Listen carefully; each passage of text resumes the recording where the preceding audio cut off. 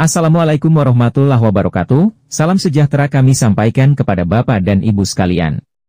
Semoga Bapak Ibu dimanapun berada, selalu dalam keadaan sehat walafiat, amin ya robbal alamin. Nah, baik Bapak dan Ibu, untuk lebih lanjut, mari kita simak dan cermati bersama ulasan dalam video berita ini hingga akhir, agar supaya Bapak dan Ibu dapat memperoleh informasi atau berita secara lengkap dan tidak gagal paham. Tidak terakomodasi pengangkatan P3K pada Oktober 2025, begini solusi terbaru Menpan RB untuk tenaga honorer R2 dan R3. Kabar buruk kembali datang untuk tenaga honorer yang berstatus R2 dan R3 pada seleksi P3K 2024. Kategori R2 adalah tenaga honorer ex-THK2 yang tidak kebagian formasi pada seleksi P3K tahap 1. Sedangkan untuk R3 adalah tenaga honorer database BKN yang juga tidak kebagian formasi pada seleksi P3K tahap 1.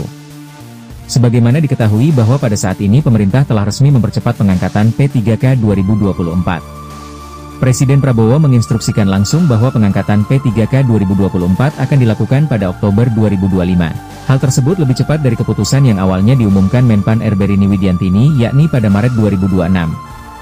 Namun sayangnya pihak Badan Kepegawaian Negara telah menyampaikan bahwa pengangkatan P3K 2024 pada Oktober 2025 hanya untuk golongan khusus. Adapun golongan khusus tersebut merupakan tenaga honorer yang lulus pada seleksi P3K tahap 1. Lantas bagaimana nasib tenaga honorer R2 dan R3 yang tidak terakomodasi pengangkatan pada waktu tersebut?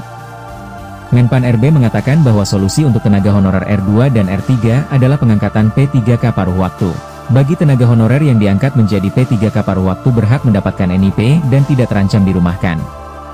Jabatan P3K paruh waktu tersebut hanya bersifat sementara dan nantinya mereka akan diangkat menjadi P3K penuh waktu. Namun hingga saat ini belum diketahui secara pasti kapan pengangkatan P3K paruh waktu tersebut akan dilakukan. Untuk mengetahui update berita terbaru terkait tenaga honorer, jangan lupa untuk terus ikuti perkembangannya dalam channel ini, dengan cara tekan tombol subscribe. Demikian informasi atau berita singkat yang dapat kami sampaikan, semoga bermanfaat buat Bapak Ibu sekalian, sampai jumpa.